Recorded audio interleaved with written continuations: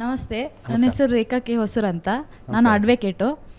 ನಿಮ್ಮ ಪ್ರಕಾರ ಹಿಂದೂ ಇತಿಹಾಸ ಸುಳ್ಳು, ಆದರೆ ನಮ್ಮ ದೇಶದಲ್ಲಿ ನಡೀತಾ ಇರುವ ಉಗ್ರಗಾಮಿ ಚಟುವಟಿಕೆ ನಡೆದಿದ್ದಾವಲ್ಲ, ಅದಕ್ಕೆ ಒಂದೇ ಸಾಕ್ಷಿ ಕೇಳ್ತೀನಿ ನಾನು ನಿಮ್ಗೆ. ಅಲ್ಲಿ ಒಂದೇ ಉಗ್ರಗಾಮಿ ಚಟುವಟಿಕೆಯಲ್ಲಿ ಒಂದು ಯುವಕ ಅಥವಾ ಯುವತಿಯ ಹೆಸರು ನೀವು ತೋರಿಸ್ಕೊಡ್ಬೋದಾ? ನೀವು ಹಿಂದೂ ಇತಿಹಾಸ ಸುಳ್ಳು, ಅದು ಉಗ್ರಗಾಮಿ ಅಂತ ನಿಮ್ಮ ಪ್ರಕಾರ ನೀವು ಬಿಂಬಿಸ್ತಾ ಇದ್ದೀರಾ. ಆದರೆ ನಮ್ಮ ಇತಿಹಾಸ ನೀವು ತೆಗೆದು ನೋಡಿ, ಬಾಯಲ್ಲಿ ಮಾತ್ರ ಬುದ್ಧ, ಬಸವ, ಅಂಬೇಡ್ಕರ್ ಸಮಾನತೆ ಅಂತ ಹೇಳ್ತೀರಾ. ಅಂಬೇಡ್ಕರ್ ಅವರು ಇತಿಹಾಸರು ಆಗಲೇ ಆಗೇ ಇತ್ತು. ಮತ್ತು ನೀವು ಈ ದೇಶದಲ್ಲಿ ಹುಟ್ಟಿ ಮೂಲಭೂತ ಸೌಕರ್ಯಗಳನ್ನೆಲ್ಲ ಪಡೆದು ಬೇರೆ ದೇಶದಲ್ಲಿ ಹುಟ್ಟಿಲ್ಲ. ನಿನ್ಗಿದು ಬೇಕಿತ ಮಗನೇ, ವಾಪಸ್ಸು ಒಂಟೋಗು ಶಿವನೇ.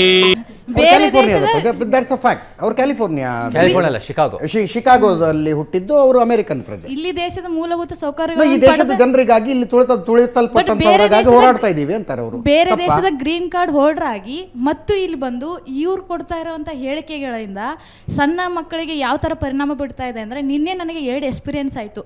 ನಾನು ನಿನ್ನೆ ಜೇನ್ಕಲ್ ಸಿದ್ದೇಶ್ವರ ಅರಸೀಕೆರೆಗೆ ಹೋಗ್ತಾ ಇದ್ದೆ. ಆ ಟ್ರೈನ್ ಅಲ್ಲಿ 7th ಹುಡುಗಿಯವಳು ಪಕ್ಕಕ್ಕೆ ಬಂದು ಕೂತ್ಕೊಂಡು, ಅಕ್ಕ ನೀವು ಎಲ್ಲಿ ಅವರು ಏನು ಅಂತ ಮಾತಾಡಿ ಹೆಸರು ಕೇಳಿದ್ಲು. ಅವಳು ಹೆಸರು ಕೇಳಿದ ತಕ್ಷಣ 2 ನಿಮಿಷಕ್ಕೆ, ಅಕ್ಕ ನೀವು ಯಾವ ಜಾತಿ ಅಂತ ಕೇಳಿದ್ಲು. ನನಗೆ ಶಾಕ್ ಆಯ್ತು. ಅವಳು ನೋಡಿದ್ರೆ 7ನೇ ತರಗತಿಯ ವಿದ್ಯಾರ್ಥಿನಿ. ಪರಿಚಯ ಕೇಳಬೇಕಾಗಿತ್ತು, ಜಾತಿ ಕೇಳಿದ್ಲು ಅವಳು ಪರಿಚಯ ಆಗಿದ ತಕ್ಷಣನೇ. ಮತ್ತೆ ಇನ್ನೊಂದು, ನಿನ್ನೆ ಕೊಪ್ಪಳದ ಒಬ್ಬ ಪೊಲೀಸ್ ಅಧಿಕಾರಿ ಗಂಡ ಹೆಂಡತಿ ಹೋಗ್ಬೇಕಾದ್ರೆ ಆಕ್ಸಿಡೆಂಟಲ್ಲಿ ತೀರ್ಕೊಂಡ್ರು. ಅದು ಆಗಿರೋದು ಮಾನವ ಕುಲಕ್ಕೆ ನಷ್ಟ, ನಮ್ಮ ಎಲ್ಲರಿಗೂ ಪಾಪ ಅನ್ನಿಸ್ಬೇಕು. ಅದನ್ನು ಯಾವ ಥರ ಹಾಕ್ತಾ ಇದ್ದಾರೆ ಅಂದರೆ, ಕುರುಬ ಸಮಾಜದ ಯುವತಿ ಅಂತ ಹಾಕ್ತಾ ಇದ್ದಾರೆ.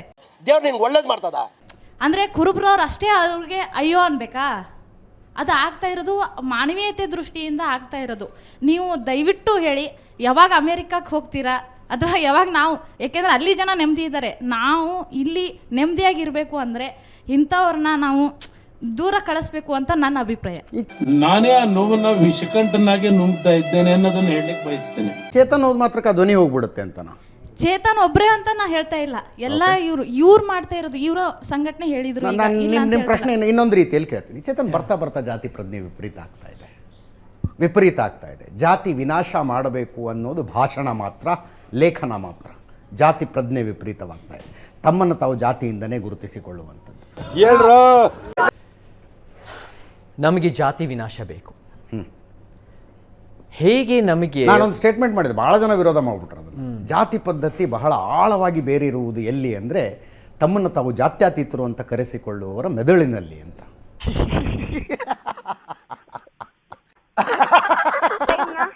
ಇವಾಗ ಕೆಲವು ವಿಚಾರ ಹೇಳ್ತೀನಿ. ಜಾತ್ಯತೀತತೆ ಅನ್ನೋದು ಇಂಗ್ಲೀಷ್ನಲ್ಲಿ ನಾವು ಸೆಕ್ಯುಲರಿಸಮ್ ಅಂತ ಹೇಳ್ಬೋದಲ್ವ. ಸೆಕ್ಯುಲರಿಸಮ್ ಬೈ ಡೆಫಿನಿಷನ್ ಅಂದರೆ ಧರ್ಮಗಳಿಂದ ದೂರ ಇರೋದು. ಇಂಡಿಯನ್ ಸೆಕ್ಯುಲರಿಸಮ್ ಪೊಲಿಟಿಕಲಿ ಅದನ್ನು ಫಾಲೋ ಮಾಡ್ತಾ ಇಲ್ಲ. ಎಲ್ಲ ಧರ್ಮಗಳು ಇನ್ಕ್ಲೂಡ್ ಮಾಡಬೇಕು ಅಥವಾ ನಮ್ಮ ಧರ್ಮಕ್ಕೆ ಪ್ರಾಮುಖ್ಯತೆ ಕೊಡಬೇಕು ಅಂದರೆ ಏನೇನೋ ಹುನ್ನಾರಗಳಿದೆ. ನಿಮ್ಗೆ ಯಾಕೆ ಬೇಕದು? ಹೋಗಲ್ಲ. ಬೈ ಡೆಫಿನಿಷನ್ ಡಿಕ್ಷನರಿ ತೆಗೆದರೆ 1971 ಏನು ಸೆಕ್ಯುಲರ್ ಅನ್ನೋ ಪದ ಹಾಕಿದೆ. By definition secular means distance not connected to religion. So ಆ ನಿಟ್ಟಿನಲ್ಲಿ ನಮಗೆ ವೈಜ್ಞಾನಿಕತೆ, ವೈಚಾರಿಕತೆ ಅಗತ್ಯ ಇದೆ.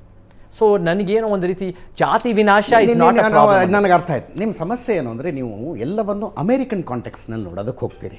ಇಲ್ಲಿ ಧರ್ಮಗಳಿಂದ ದೂರ ಇರಬೇಕು, ವೈಜ್ಞಾನಿಕತೆ ಬೇಕು ಅಂತ ಹೇಳ್ತೀರಿ ನೀವು. ಹೌದಾ? ಹಿಂದೂ ಧರ್ಮವನ್ನು ವೈಜ್ಞಾನಿಕತೆಯಿಂದ ಹೆಂಗೆ ಬೇರೆ ಮಾಡ್ತೀರಿ? ಭಾಸ್ಕರಾಚಾರ ಮೆಥಮೆಟಿಷಿಯನ್ ಅಪ್ಪ, ಅವನನ್ನು ಯೋಗಿ ಅಂತ ಕರಿತೀವಿ ನಾವು. ಯಾಕಂದ್ರೆ ಜನ ಚೇಂಜ್ ಕೇಳ್ತಾ ಇದಾರಲ್ಲ. ಅವನು ಬರೆದಿದ್ದನ್ನು ಧರ್ಮದಿಂದ ಪ್ರತ್ಯೇಕ ಮಾಡೋದಕ್ಕೆ ಸಾಧ್ಯನಾ? ಇಲ್ಲಿ ಜ್ಯೋತಿಷ್ಯ ಬರೆದ್ರು, ಆಕಾಶಕಾಯಗಳ ಬಗ್ಗೆ ಬರೆದ್ರು, ಅವರೆಲ್ಲರೂ ಋಷಿಗಳು. ಆರ್ಯಭಟ ಅವನನ್ನು ಹಿಂದೂ ಧರ್ಮದಿಂದ ಪ್ರತ್ಯೇಕ ಮಾಡಿ ನೋಡೋದಕ್ಕಾಗತ್ತಾ? ನಮ್ಮ ಈ ಚರ್ಚ್ ವರ್ಸಸ್ ಸ್ಟೇಟ್ ಅನ್ನೋದಿತ್ತಲ್ಲ, ಅದು ಯುರೋಪಿಯನ್ ಕಾಂಟೆಕ್ಸ್ಟ್, ಅದು ಅಲ್ಲಿ ಕರೆಕ್ಟು.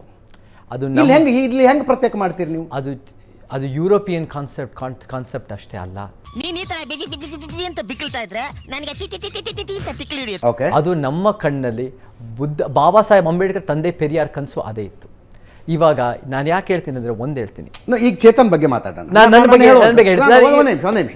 ಆಯುರ್ವೇದ ಇದೆ, ಈ ದೇಶದ ಚಿಕಿತ್ಸಾ ಪದ್ಧತಿ. ಅದು ಧನ್ವಂತರಿ ಪೂಜೆಯೊಂದಿಗೆ ಶುರುವಾಗುತ್ತೆ ರೀ. ಎರಡನ್ನು ಹೆಂಗೆ ಪ್ರತ್ಯೇಕ ಮಾಡ್ತೀರಿ ನೀವು? ಆಯುರ್ವೇದದ ಎಲ್ಲ ಫಾರ್ಮುಲಾಗಳನ್ನು ಅವರು ಬರೆದಿಟ್ಟಿದ್ದು ಶ್ಲೋಕಗಳ ರೀತಿಯಲ್ಲಿ. ನಮಗೆ ಹೆಂಗ್ ಪ್ರತ್ಯೇಕ ಮಾಡ್ತೀರಿ? ಹೇಳ್ತೀನಿ, ಇವಾಗ ನಮಗೆ ಪ್ರತಿಯೊಬ್ಬರು ಕೂಡ ಅವರ ವೈಯಕ್ತಿಕ ಜೀವನದಲ್ಲಿ ಅವ್ರು ಯಾವ ಧರ್ಮ ಪಾಲಿಸೋಕೆ ಇಷ್ಟನೋ, ಧರ್ಮ ಪಾಲಿಸದೇ ಇರೋಕೆ ಇಷ್ಟನೋ ಅವ್ರು ಪಾಲಿಸ್ಲಿ.